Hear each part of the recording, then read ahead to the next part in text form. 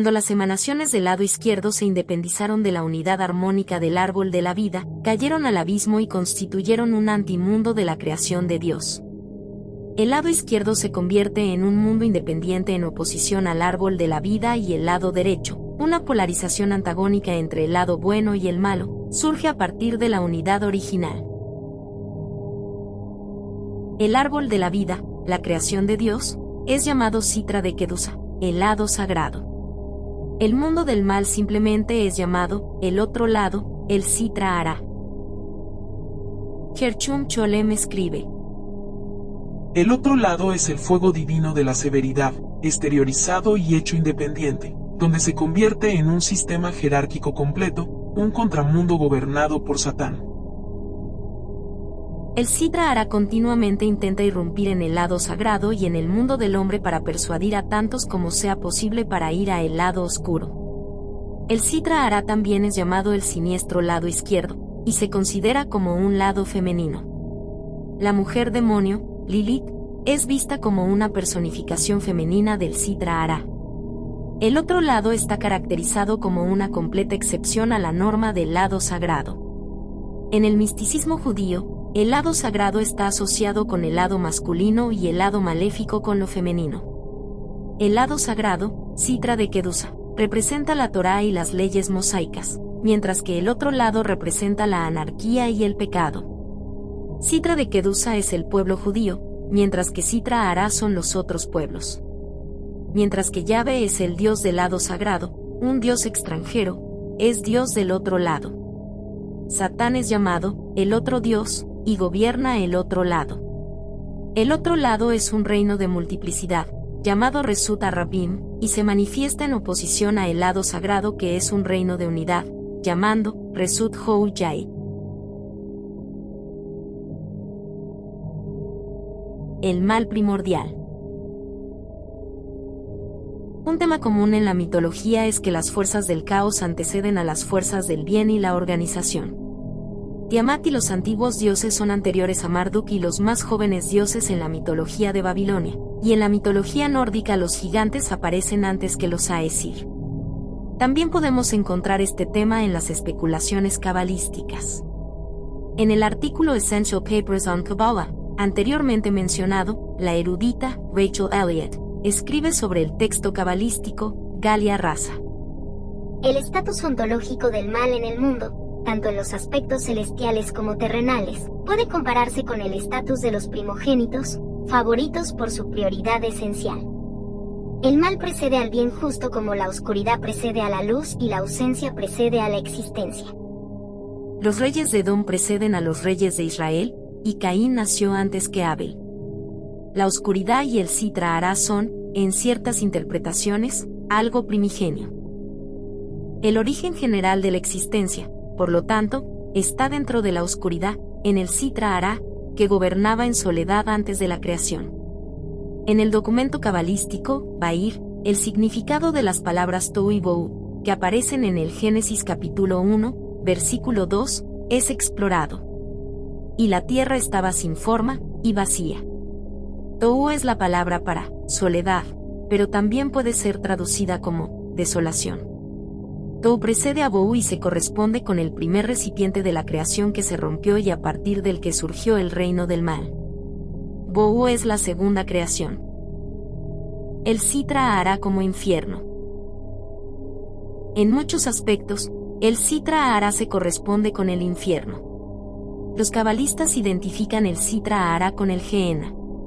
Sitra Ara es un reino que surgió a partir del lado colérico y castigador de Dios, es decir, Geburah. La caída del hombre, o alguna catástrofe original, permitió que este lado se convirtiera en un mundo separado por sí mismo. Algunas veces la pecaminosidad del hombre se considera la razón detrás de la existencia del Sitra Ara, e incluso si el Sitra Ara existe independientemente de su relación con el hombre, son los pecados del hombre los que mantienen al Sitra Ara en existencia. Los pecados y crímenes de la humanidad nutren el fuego punitivo. Pero, este no es, sin embargo, meramente un lugar que castiga las transgresiones. El Sitra Ara también es un mundo que tienta al hombre para que peque y cometa crímenes contra las leyes de Dios. Satán es el que pone a prueba al hombre con tentaciones, y si el hombre cae presa de la tentación, la amenaza de los horrores del Sitra Ahra surge. En el misticismo judío, la Cábala y el Sitra Ahra también son interpretados en términos históricos.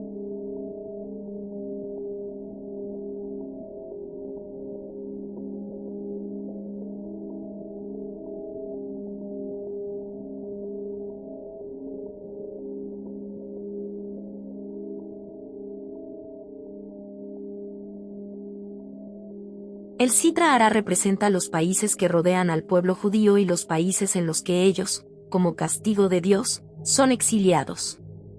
Un texto de mediados del siglo XVI, el Galia Rasa, introduce una perspectiva histórica y dualista sobre el Sitra Ahra y su rol para el pueblo judío. Como Rachel Elliott escribe en el artículo The Doctrine of Transmigration en Galia Rasa. La concepción dualista que ha cristalizado en el Zohar se convirtió en una idea central en el Galia Rasa, alrededor de la cual las interpretaciones historiosóficas del autor fueron construidas. Sin embargo, a diferencia del Zohar, la lucha crucial no toma lugar en el mundo de la Sefirot, sino que sobre el escenario de la historia.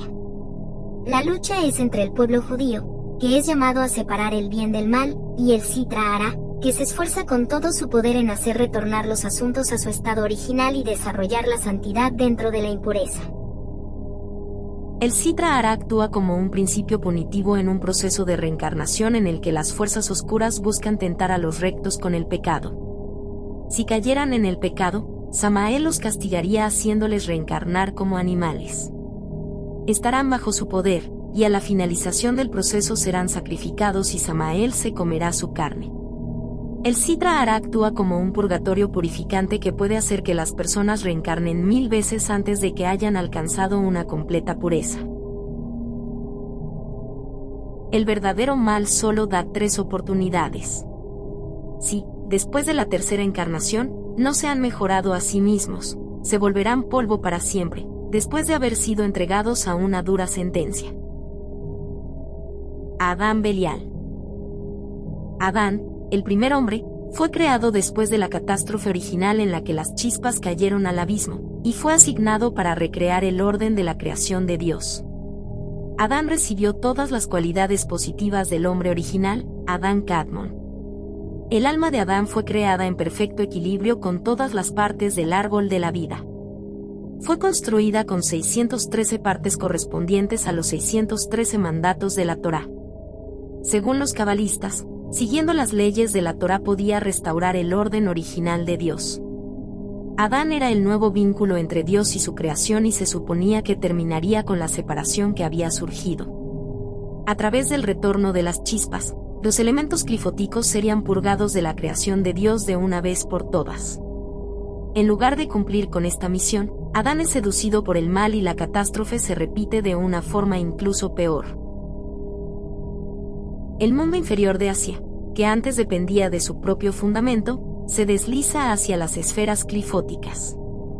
Donde una vez Adán Kadmon se erigía, en lugar del hombre perfecto ahora asciende una creación maléfica y carente de todo valor que los cabalistas llaman Adán Belial. El cuerpo de Adán es ahora completamente material con todas las limitaciones del plano material.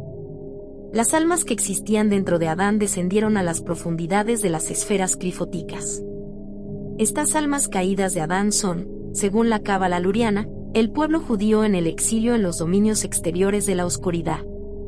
Adán profundizó y repitió el desastre original, y ahora solo un futuro Mesías puede traer de vuelta el orden, según los cabalistas. La luz negra.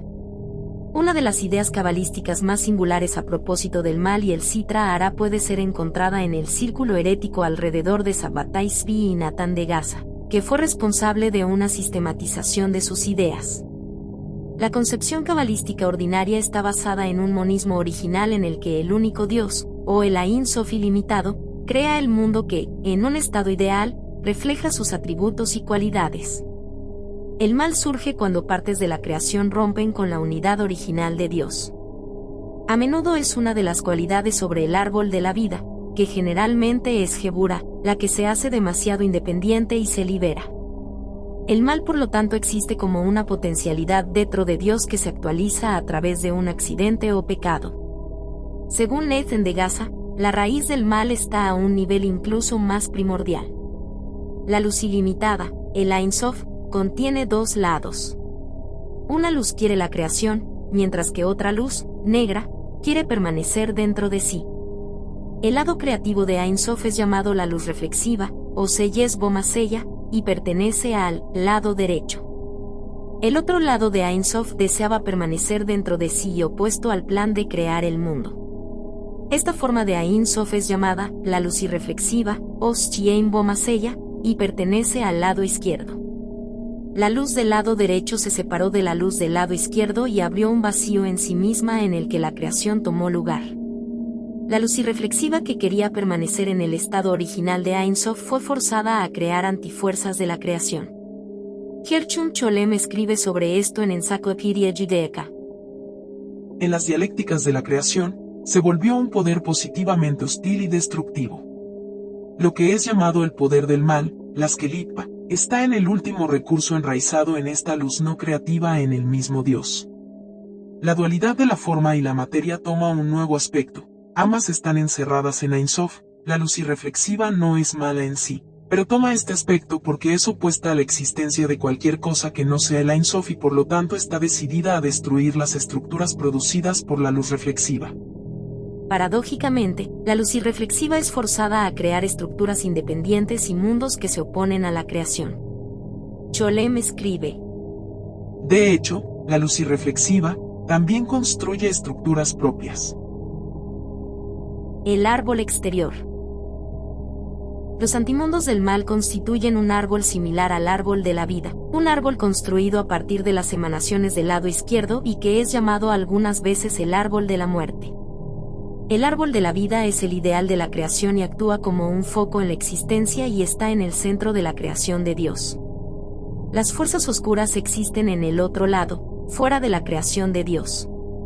Por lo tanto, este árbol también es llamado Ailan Aizón, o también Ilan Izón, donde Ilan significa árbol e Izón significa externo, lo cual se traduce como el árbol exterior. En la tradición cabalística, el Sitra Hará representa una realidad opuesta al árbol de la vida, un antimundo surgido de la separación y la ruptura de la unidad divina. Esta polaridad entre el bien y el mal, el orden y el caos, ha sido interpretada tanto en términos metafísicos como históricos, influyendo en la concepción del pecado, el exilio y la redención. Desde la visión de Gershom Scholem hasta las especulaciones del círculo de Sabbatai, el mal no es simplemente una fuerza externa o ajena, sino una dimensión inherente a la propia estructura de la existencia, con raíces en la esencia misma de la Ein Sof. Así, el Sitra Hará no solo tienta y castiga, sino que también juega un papel esencial en la dinámica cósmica y en la lucha por la restauración del equilibrio divino.